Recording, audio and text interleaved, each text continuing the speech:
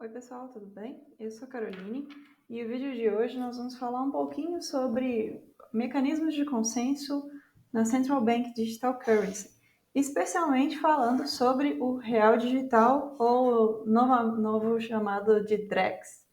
Essa semana o Banco Central do Brasil lançou o novo nome da moeda digital brasileira. Então, esse vídeo aqui é para falar sobre um pouquinho dos mecanismos de consenso que estão por trás, entre aspas, do que a gente entende hoje como blockchain, CBDC. E de pronto eu já acho legal de explicar por que falar disso. A definição de um mecanismo de consenso ela é essencial para se falar em segurança, liberdade, privacidade lá na ponta, lá na frente. Então, por que eu preciso falar de mecanismo de consenso, especialmente dentro do sistema financeiro, né? O que isso vai impactar numa moeda digital que vai ser emitida dentro desse sistema? Bom, a escolha é exatamente pela questão da segurança, como eu mencionei, e principalmente voltada para a estabilidade financeira.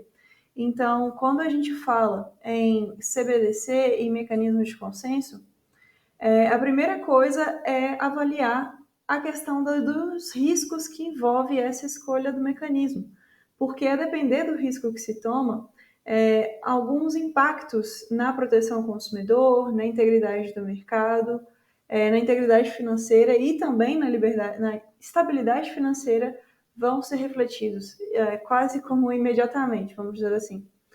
A seguir, eu vou apresentar um pouquinho desse detalhamento de como que é esse impacto em cada uma dessas quatro áreas.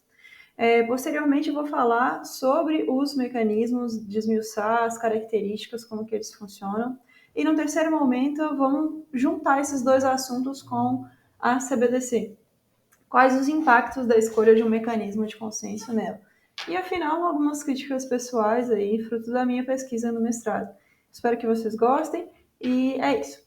Então, quanto ao impacto na seara do consumidor, a gente pode falar que, a depender do mecanismo de consenso que eu escolho, ou seja, para a minha CBDC, eu posso influenciar até mesmo no tempo de transação da questão monetária envolvida ali. Por quê? Como nós vamos ver daqui a pouquinho, existe um mecanismo que chama Proof of Work. Ele é muito mais demorado quando se comparado ao Proof of Stake, por exemplo.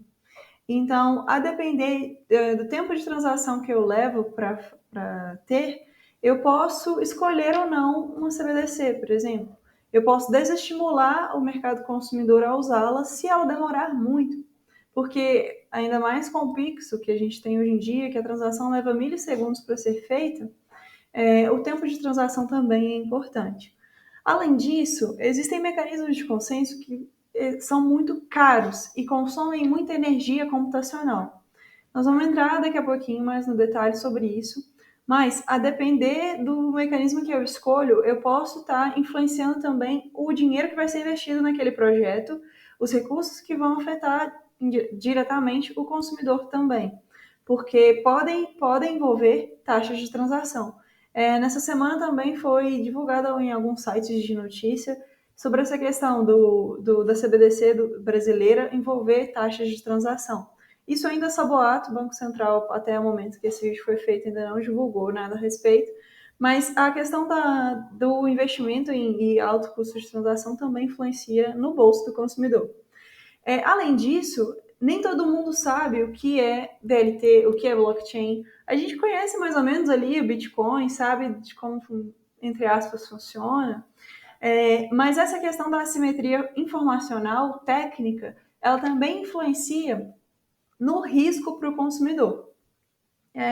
Então, passando para o próximo risco, a gente também tem os riscos para o próprio mercado, para a integridade do próprio mercado.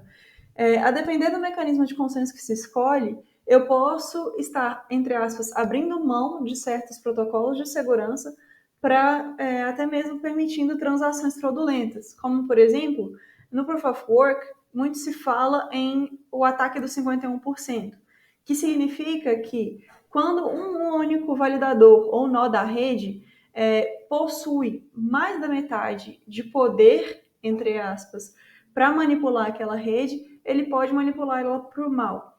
Isso é muito difícil de acontecer na prática, como a gente vai conversar daqui a pouquinho, mas ainda assim é um risco a se considerar para a integridade do mercado. Além disso, pode-se falar que, a depender do nível de poder que se dá a um determinado validador, como por exemplo o Proof of Authority, que possui uma autoridade centralizada, a depender do poder que essa autoridade tem, você pode conduzir a um mercado mais centralizado, detendo um determinado validador mais poder sobre aquele mercado. E aí conduzir a manipulação de mercado, formação de cartéis, abuso de poder e até mesmo em especulação financeira. Isso são críticas mais pesadas, mas que podem acontecer a depender do mecanismo de consenso que se utiliza. Um terceiro ponto é a questão da integridade financeira como um todo. Muito se fala em anonimização, que a blockchain é muito boa por essa questão de manter um ambiente descentralizado e possibilitar a anonimização dos indivíduos. Só que, no mesmo ponto que se fala em defender a anonimização, tem que também avaliar quais são os riscos de anonimizar completamente os indivíduos que transacionam ali. E principalmente, muito se fala em questão ao a fraude, à lavagem de dinheiro, ao financiamento ao terrorismo. Inclusive, no voto número 31 de 2023 do Banco Central, há expressa menção a essa preocupação do Banco Central do Brasil. Outra coisa é dificultar a aplicação de sanções pelas autoridades competentes. Então, quando você não tem nenhuma forma de averiguar a identidade daqueles usuários, é difícil até mesmo de aplicar sanções quando esses usuários cometem algum ato ilícito dentro da cadeia. E outro ponto que vai muito de acordo com esse penúltimo mencionado é a questão da dificuldade de fiscalizar.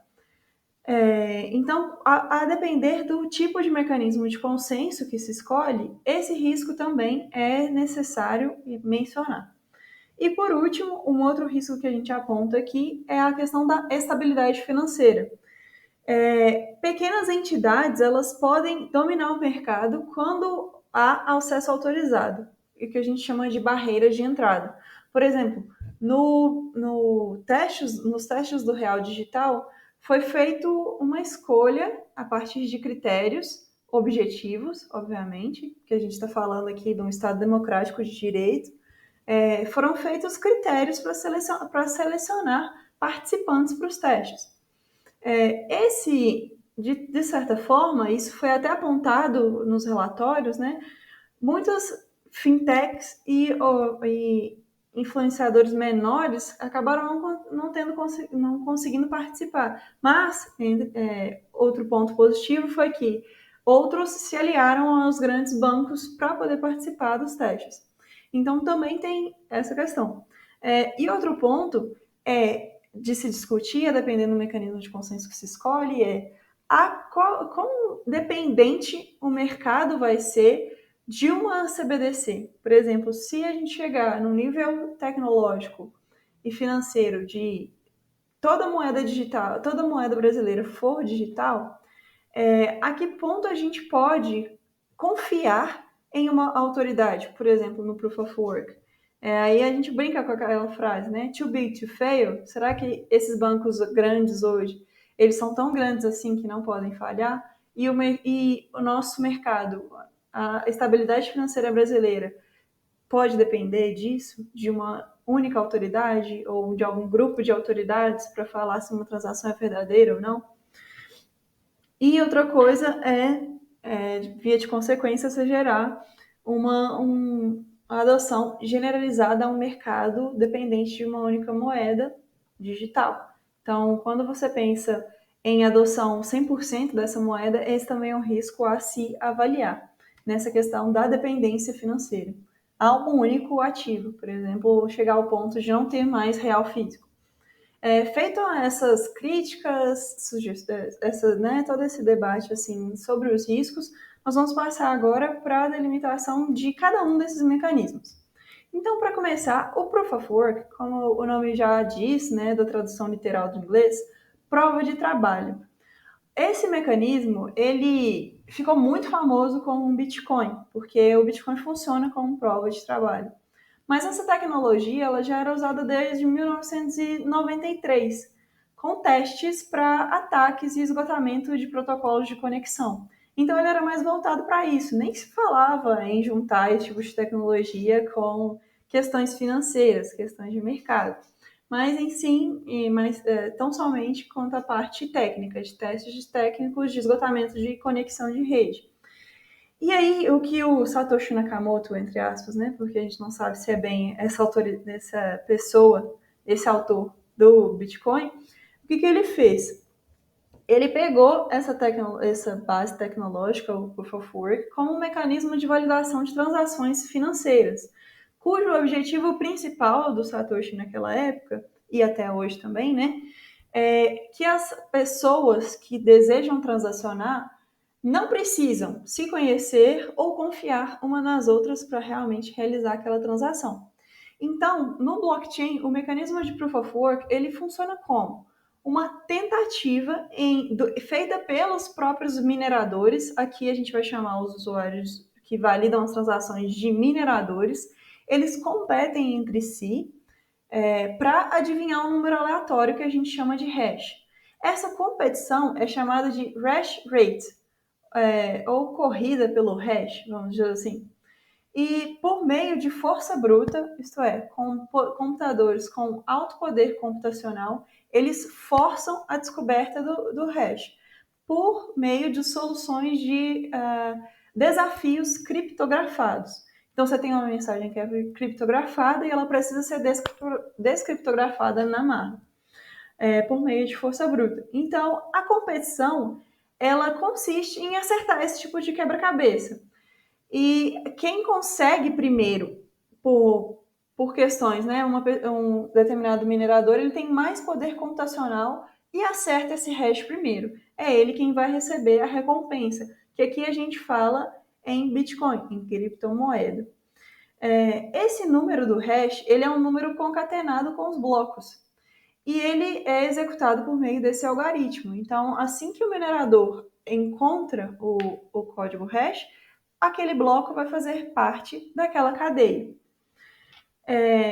Só que assim, existem algumas formas que, por exemplo, assim, na hipótese de um minerador estabelecer esse relacionamento, os outros nós validam a eficácia da transação. E aí o bloco vai fazer parte dessa cadeia. Esse nome dessa operação, então, Proof of Work, é exatamente pelo trabalho que se tem de minerar. E à medida que a cadeia vai aumentando, esse minerador é recompensado com os bitcoins. Então, só que quais são os problemas dessa tecnologia, dessa forma de mecanismo de consenso baseada em provas de trabalho? Ela, ponto 1, exige alto poder computacional, como eu mencionei. E computadores com alto poder computacional são muito caros. Então, esse é um grande problema do Proof of Work. Além disso, ponto 2, ele também é um mecanismo muito demorado. Mas eu acho que meados de 2017 tinha até um jogo chamado CryptoCuties. Ele era baseado em Ethereum, na verdade, quando o Ethereum ainda usava o Proof of Work. E era um jogo em que você tinha que atribuir características essenciais aos seus gatinhos e revendê-los. E quanto mais características peculiares esses gatinhos tinham, mais eles ficavam valorosos, mais eles eram mais caros, né? Então, e aí teve um problema que a doutrina cita muito, que é sobre como essa demora nas transações influenciou esse jogo, no caso. E hoje, se a gente for parar para refletir sobre dados, em maio de 2020, a recompensa por cada bloco era 12,5 bitcoins, e esses são dados do Fundo Monetário Internacional. E a outra recompensa que o minerador pode receber também são pelas taxas de transação, além dos bitcoins. Basicamente é isso sobre Proof of Work, como ele funciona, como é que o validador recebe, qual que é o interesse dele em participar. Só que essa rede, ela também tem um problema, como eu mencionei rapidamente no início da apresentação, é o problema do ataque dos 51%. Esse tipo de ataque ocorre quando um minerador ele possui a maior parte do poder computacional daquela rede. É um pouco difícil disso acontecer, mas não é impossível. É um pouco difícil porque uma única pessoa deter o maior poder computacional da rede toda é uma coisa muito rara. E aí, detendo esse poder, aquele transator ele pode aprovar transações fraudulentas na rede, transações em duplicidade e assim enriquecer-se ilicitamente. E quando a gente fala em uma DLT para uma CBDC, em escolha de um tipo de mecanismo de consenso, o Proof of Work ele se torna complicado, porque as estruturas regulatórias que a gente tem atualmente, elas são voltadas para fiscalização do processo de liquidação quando ele já está lá no final.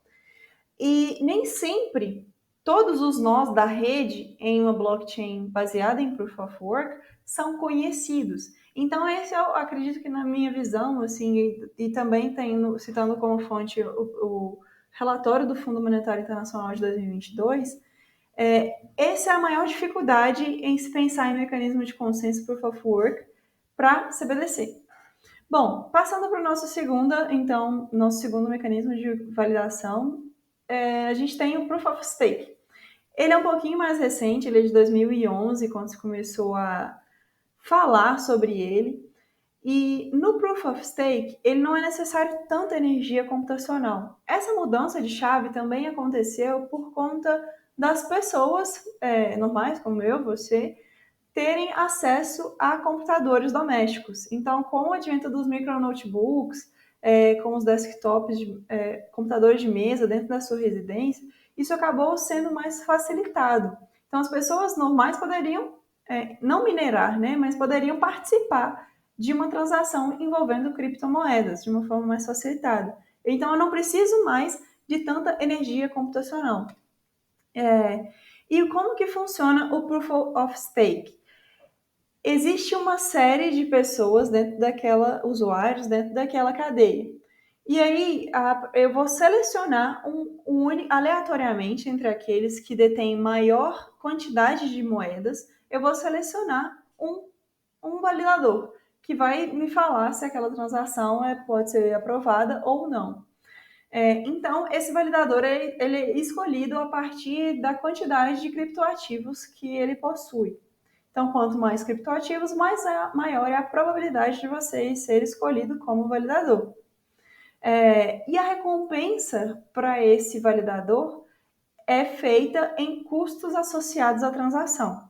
É muito importante falar isso, porque lá no começo, quando a gente falou sobre os custos de transação para o mercado do consumidor, que poderia influenciar a escolha do consumidor em querer ou não utilizar o CBDC, está exatamente aqui.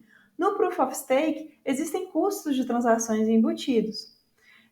Outro ponto positivo aqui no Proof of Stake é que se supera essa questão do ataque dos 51%.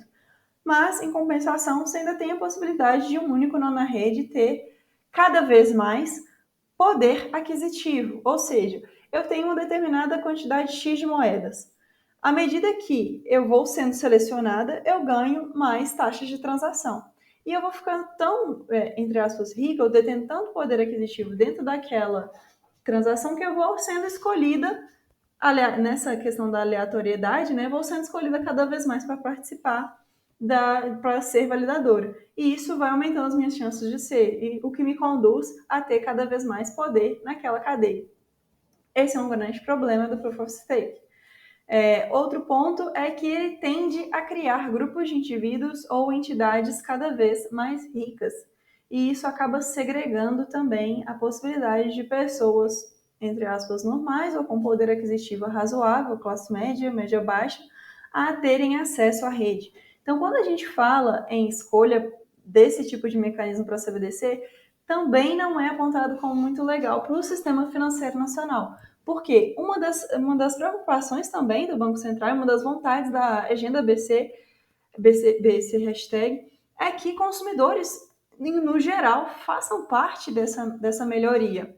Então, esse é também um ponto negativo para a escolha desse mecanismo de consenso.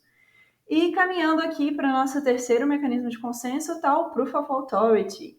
Esse é bem mais recente, ele foi desenvolvido pelo Gavin Wood, cofundador do Ethereum, em 2017. Foi quando esse cara usou esse termo pela primeira vez. E no que consiste a prova de autoridade? Como o próprio nome já diz, eu preciso de uma autoridade ali para validar as minhas transações. Mas aí vocês se perguntam, tá, mas quem escolhe essa autoridade? Porque lá no Proof of Work era por questões de computacional, então dependia só do indivíduo.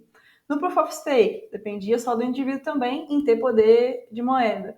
Aqui no Proof of Authority, eu preciso de um terceiro que vai falar assim para mim: essa pessoa é confiável, então ela vai ser a minha validadora.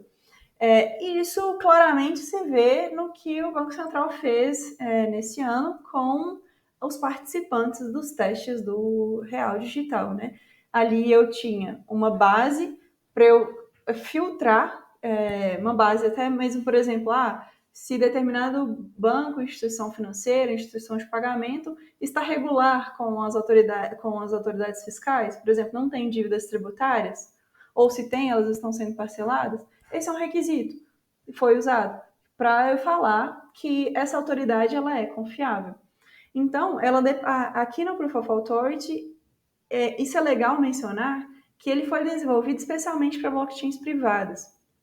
Então, nela eu preciso de um terceiro para me falar quem vai ser a minha autoridade confiável. É esse o mecanismo que o Brasil usa hoje no seu teste com o Real Digital ou com o Drex, como você preferir chamar. Feito essa breve explicação assim sobre os três, muito conteúdo, a gente vai passar agora bem rapidamente sobre a diferença entre eles. Então, o Proof of Work ele é bem mais descentralizado, né, do que o Proof of Authority, quando a gente vai pensar lá na ponta da cadeia. Quando a gente fala em latência, lembra de lento, o Proof of Work demora muito mais, enquanto o Proof of Authority estupidamente bem mais rápido. E o Proof of Authority também tem baixo consumo de energia. Quando a gente fala também em segurança, o Proof of Work ainda é o mecanismo mais seguro, porque no Proof of Authority eu ainda tenho essa questão de necessitar de um mecanismo regulatório do Estado que seja tão forte quanto a me passar credibilidade e segurança jurídica. E prosseguindo, quando eu falo também na questão dos métodos de validação, aqui, se vocês perceberem, os validadores aqui, eles apostam a sua própria reputação no Proof of Authority. E a depender de quem a gente está falando, isso é muito importante. Por exemplo, o Banco Central, o Banco do Brasil, ele tem uma reputação de anos, histórica. Então, quando ele se envolve com um tipo de mecanismo desse, com a CBDC, né, ele está levando consigo a reputação. Olha, eu sou o Banco do Brasil, estou indo aqui à frente. Muito legal. E outra questão é sobre como se chamam os agentes, né? Eu fui falando aqui aleatoriamente em mineradores, validadores ou autoridades. E a recompensa, que eu acho que é a parte mais legal disso tudo, é que no Proof of Authority não há recompensas. Mas aí você pensa, então por que um banco vai querer fazer parte disso? Essa era uma das grandes críticas que se tem quando foi lançada a ideia de você buscar externamente fez um edital para a seleção dos participantes, né? Porque a tecnologia, os custos, o pessoal, a força de trabalho foi toda para quem foi selecionado. Então, o Banco Central não investiu nenhum dinheiro em validadores, em autoridades do projeto, né? Todos os custos foram assumidos por ali. Mas a crítica que fica hoje a gente está falando em dados financeiros, tudo bem, podem ser criptografados, tem toda uma questão da LGPD por trás. Então, você tem toda essa questão da discussão. Mas, ainda assim, uma instituição financeira tratando dados. E isso tem o seu valor para a venda dos próprios produtos dela. Então, isso fica uma dúvida, um questionamento, até para a gente pesquisar mais e entender mais sobre isso. E caminhando para o fim agora, só mencionando que o nosso real digital, ou DREX, para quem quiser, ele é baseado em Hyperledger Bezier, que é uma tecnologia do sistema fundada, né, pela Linux Foundation, e eles são clientes Ethereum. E o que é mais legal é que o Hyperledger Bezier, ele foi apontado porque pelo Banco Central, motivando a escolha dele, né, por várias questões, incluindo a documentação. É uma tecnologia que tem muita documentação, muitos testes ao redor do mundo, não só aqui no Brasil, mas uma comunidade muito forte por trás. Então, isso já adiantaria um pouco o caminho do Banco Central, né, para evitar retrabalho, já que já tem muita coisa pronta. Mas você tem também outro ponto ali no nosso real digital, é a questão da escolha pela rapidez, pela possibilidade de você ter compatibilidade com a rede Ethereum, e principalmente, eu acho que esse é o ponto focal, assim, pela possibilidade de se agregar ao smart contracts no futuro. Tem muita questão, muitas pessoas discutindo sobre a possibilidade daqui a alguns meses, talvez, da gente fazer transações imobiliárias e registro cartoral, tudo por smart contract. Eu não preciso saber quem vai comprar o meu imóvel. Eu quero vender e eu quero transferir. Eu não preciso esperar o dinheiro cair na minha conta e para confiar que esse terceiro vai pagar, por exemplo, a escritura ou etc. Eu posso fazer isso tudo em smart contract. Caiu o dinheiro na minha conta, escritura registrada no nome do meu comprador. Muito mais rápido. É a mesma coisa com registro de veículo. Facilitaria muito o trabalho de confiabilidade do Detran. Então, por exemplo, você não precisaria nem mais pensar em reconhecer firma no documento, levar ele no cartório, depois ir no Detran, esperar o dinheiro não cair na sua conta e essa confusão toda. Então, basicamente é isso sobre os mecanismos de consenso na CBDC. Espero que esse vídeo tenha ajudado de alguma forma. E qualquer dúvida ou sugestões, fica aí o meu contato.